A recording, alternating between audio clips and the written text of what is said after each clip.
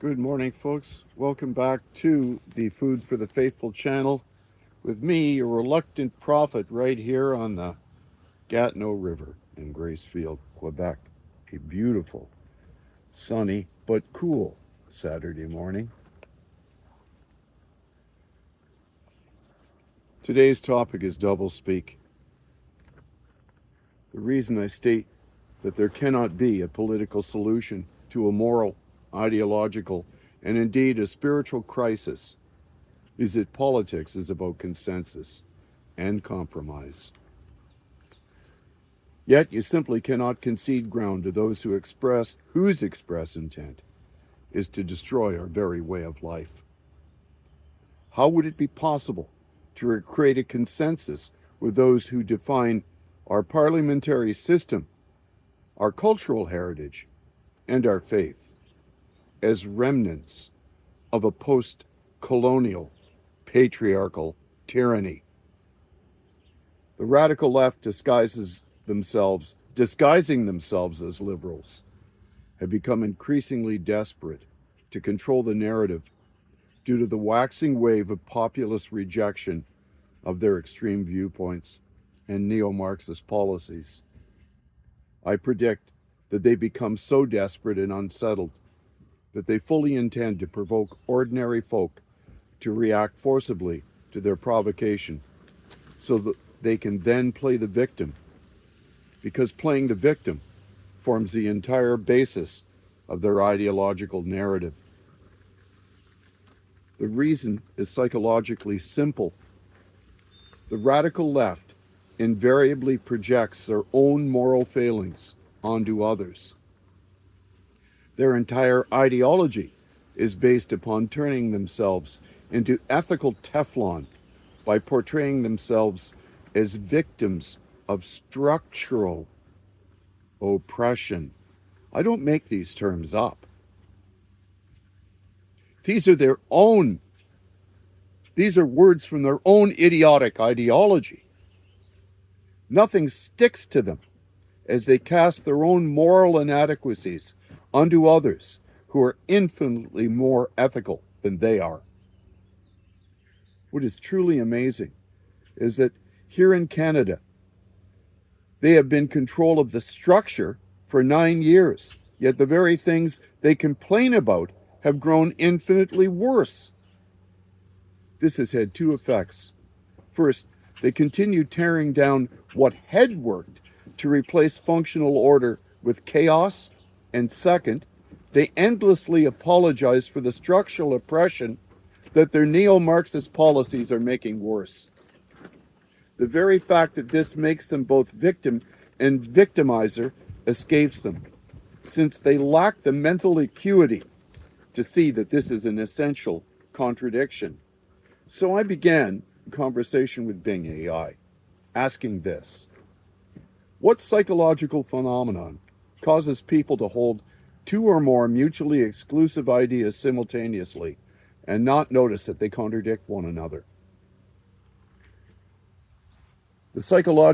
Bing answers, the psychological phenomenon. It flipped down. Let's go back. A little hyper here. The computer this morning, because I don't have my mouse with me.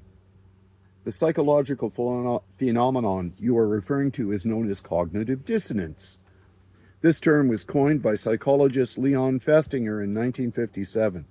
I have many previous podcasts on Dr. Festinger.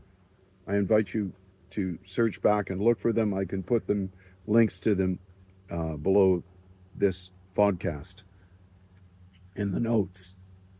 The dissonance between two contradictory ideas, or between an idea and a behavior, creates discomfort. Festinger argued that cognitive dissonance is more intense when a person holds many dissonant views, and those views are important to them.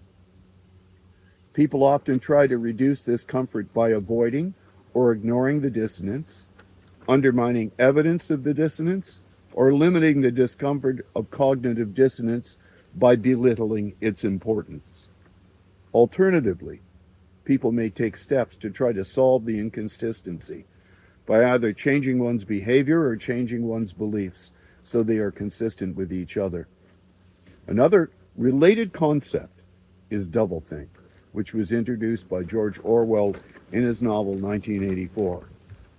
Doublethink is the act of holding two contradictory beliefs in one's mind simultaneously and accepting both of them. All the links for that research that's being used below that section in the blog. The link to the blog is always in the vodcast on YouTube.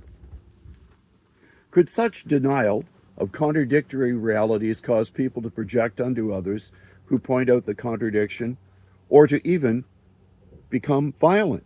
I asked Bing AI. It answered, yes, it's possible. When people experience cognitive dissonance or the discomfort of holding contradictory beliefs, they may react in various ways to reduce this discomfort. One of these reactions could be projection, a defense mechanism where individuals attribute their own unacceptable thoughts, feelings, or motives to another person. People experiencing cognitive dissonance can feel anxious and threatened, increasingly mistrustful, and vulnerable to authoritarian influences.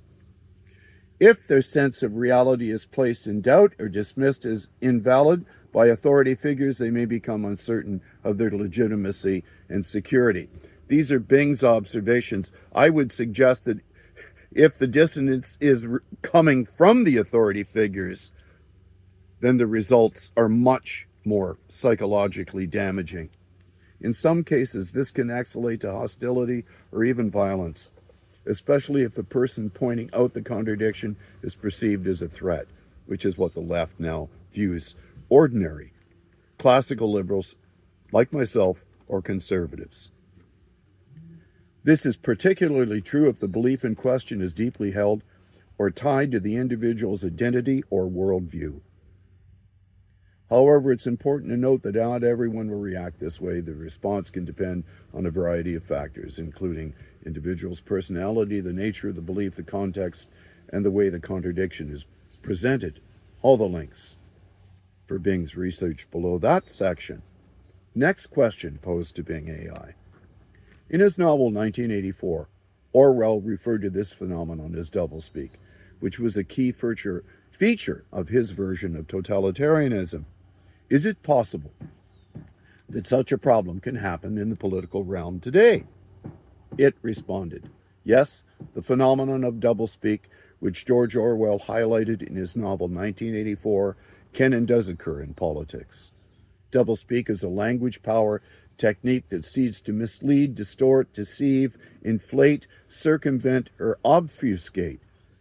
It is a unique rhetorical strategy involving the use of language that pretends to communicate, but really doesn't. This sounds like an everyday read of Hansard. In politics, doublespeak is often used to mask intentions, support ideology or narratives that may be untruthful or unpopular. Politicians might use phrases like alternative facts to justify falsehoods, thereby creating an emptiness in the truth. They can manipulate how people understand the concepts and lead them to forget unpleasant or controversial connotations. For instance, politicians often employ doublespeak to avoid taking a clear stance or to deflect criticism. This is why you never get an answer on the floor of Parliament from the party in power. They will refuse, absolutely refuse, categorically to answer any question. They might use sophisticated terminologies to present a false picture to the voters. This way they can misrepresent the truth to their voters. So yes, the use of doublespeak can happen with politicians, and it's a phenomenon that has been observed in various political contexts. All the links for that below that section. Next question I posed to Bing AI. Has doublespeak always been a key feature of totalitarian ideologies? Yes, it answers. Doublespeak has often been a key feature of totalitarian regimes. George Orwell introduced the concept of doublespeak in his novel 1984 as a tool of the totalitarian regime. In the novel, the ruling party, known as the Party, It sounds like the LPC to me, used a doublespeak as a means to control thought and manipulate the truth. Doublespeak can be defined as a deliberate use of language to obscure or distort reality. It's often used by the oppressive regimes to maintain their power and manipulate the thoughts and behaviors of the people.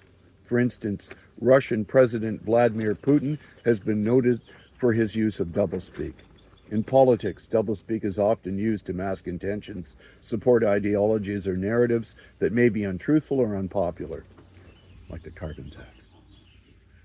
Politicians might use phrases like alternative facts to justify falsehoods, thereby creating an emptiness in the truth. So yes, doublespeak is a key feature of totalitarian regimes and continues to be used today in various political and all the links below that. So next question I posed. This is the final one it answers. Are you able to cite examples of Justin Trudeau using doublespeak?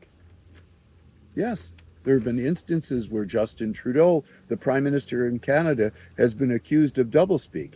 Here are a few examples. Number one, SNC-Lavalin affair. In the early days of the SNC-Lavalin affair, Trudeau stated that the allegations of the Globe story this morning are false. This statement has been seen as an example of doublespeak, as it was later revealed that it was indeed political interference in the judicial process. 2. Bill C-51. Trudeau voiced deep concern for this controversial legislation only to then have his party vote for it. This is seen as a contradiction and an example of doublespeak. 3. Indigenous issues. Trudeau has been accused of doublespeak on several items relating to Indigenous issues. And I apologize right now for being on Anishinaabe land. I probably don't even have the right to rent my trailer site. In a trailer park, no, literally is Le Bivouac de l'Ancien, where they used to camp when they were, fishing for walleye on the river. But all the links to that below. But it gets best now that you're in for the treat. Then I asked, and no sooner had I asked, has Trudeau been found guilty of doublespeak by denying that there was foreign interference in the electoral process in Canada? It immediately ended our conversation and told me it was time to move on to another topic. I don't think so. I will never tolerate treason in the highest office of my country. And that, my dears, ain't no doublespeak. As I stated previously, Trudeau's treason has had two effects. First, he and his cohorts continue with tearing down what had worked by replacing functional order with increased poverty, chaos, and addiction. Second, he endlessly apologizes for the structural oppression that his neo-Marxist policies are making worse. The very fact that this makes Trudeau both victim and victimizer escapes him, since he lacks the mental acuity to see his policies are essentially contradictory. So, what are my conclusions? Here it is. Treason is a capital offense, okay? More heinous than anything that could be defined as normal criminality. Even a mob boss would dispatch one of his closest dons if they had betrayed the family, which makes our present government less moral than the mafia. Our government is rife with foreign interference, which is why I invite all of you who hope to restore limited constitutional government under the rule of law in Canada to join me in smashing cultural Marxism and its concerted attack on our faith, our families, and on our property, which is what this new capital gains tax is all about. So please subscribe to my podcast.